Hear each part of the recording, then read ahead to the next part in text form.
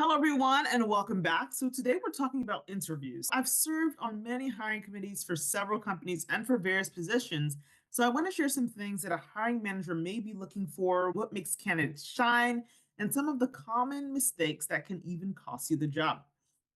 So, it's important to know that you have an interview in the first place because the manager sees you as a potential fit, right? That might have been from your resume, an interaction, or maybe even a referral.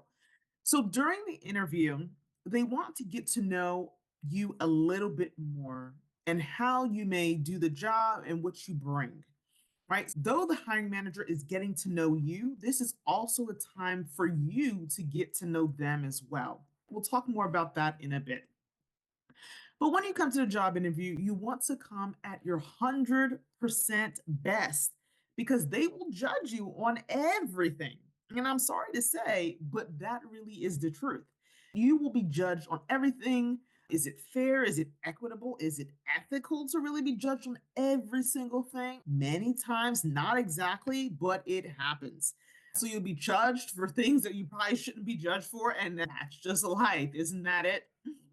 So they're evaluating you and not just your interview questions, but also things like your appearance. Is your shirt rumpled? Is it stained? Is it ironed? Is it blue? Is it red? Is it tacky? Is it frimpy? Is it tailored? You might think, really, does it really matter what color my shirt is? There's something called color psychology, and certain colors can influence how you are perceived. The colors can send a message about your professionalism, your confidence, and maybe even some of your personality traits. If you show up in a way that appeals to the hiring manager, they'll naturally prefer you. Why? Have you been somewhere and you see somebody with a cool looking suit or an outfit? You probably looked at them and smiled. You may have even wanted to talk to them or maybe even walked up to them. You may have even remembered that person a few days later or even weeks later. And why would that happen? That's because they were something that caught your eye in a great way. It was memorable.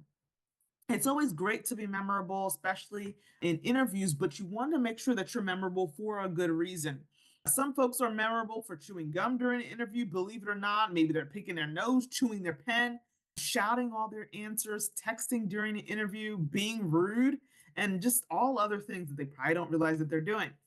So you don't want to leave a negative impression. It can be tough though, because you may find nothing wrong with shouting all of your answers. Maybe you don't even realize you're shouting, but the interviewers pick that up. Or maybe you're spitting while you're talking. All these are not to discourage you if you do these things or to call you out. It's to make you aware that every little thing is being judged. So if you know naturally that you spit while you talk and then they may remember that later, let that be the only negative thing that they end up remembering. So it's okay if there is one or two other things because everybody's human. And inevitably, whether you realize it or not, there will always be something that somebody does not like. It could be your cologne or it could be your hair color, honestly. But don't give them a laundry list of 10 different things that they can say that they didn't like about you. There may be things you cannot control that they don't like, but there shouldn't be a ton of other things. You can always compensate for things that they don't like with things that they do like: being knowledgeable, being skilled, being curious, having a can do attitude, being kind, being polite, being considerate. Those things are very important. And on that note about consideration, it's very important that you treat everybody with respect, right? Some people will be passed up for positions because they were extremely rude to the front desk attendant or the receptionist, for example, or other colleagues because they weren't a part of the official interview panel. I remember arriving for an interview and I was about 20 minutes early, so I didn't want to enter the office for the interview just yet. I wanted to sit outside the office to catch my breath, calm down a bit, and relax for 5 or 10 minutes. So as I sat there, a few people walked past me at that time. And when I got inside for the panel interview, I had five people interviewing me, and three of them already interacted with me in the hallway while I was just catching my breath. When I saw these people, I simply smiled and said hello. And I didn't know they were part of the interview. I was just being myself and greeting people as they passed by and being attentive. Now imagine if I slouched in the chair, took my shoes off and propped my feet up on their furniture, and I had these people walk by. They would be shocked to see that I am the incoming candidate. What if they walked by and I was talking on the phone and shouting at somebody? This would be their very first impression of me. And remember, I did not know that these people would be on a panel. And I was just kind to everybody. So that's always going to be very important. It would really go a long way. So, another thing that's important before meeting the manager is your arrival to the office.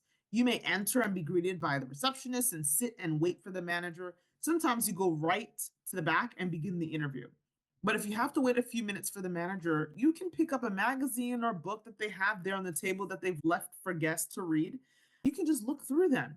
You can look at the artwork that's on the wall or read a poster that they have up.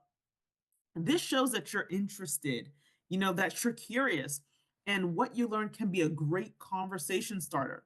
So imagine reading about a recent accomplishment of the hiring manager and they welcome you to the interview and you commend them for their accomplishment. They would feel honored, they would feel seen, they would feel very considered. How do you feel when somebody compliments you or notices your work? You feel great. You're like, oh, thanks. And you smile and you light up. So these are some things to consider as you prep for an interview. There's so much to dig into about interviewing, tips about best practices, and a whole bunch more. But just leave a comment with questions you have, and I can help answer or even make another video to address those. So I look forward to connecting with you again. So be sure to subscribe, comment, and like the video to see more. So I'll catch you the next time. I'm your host, Amen, signing off.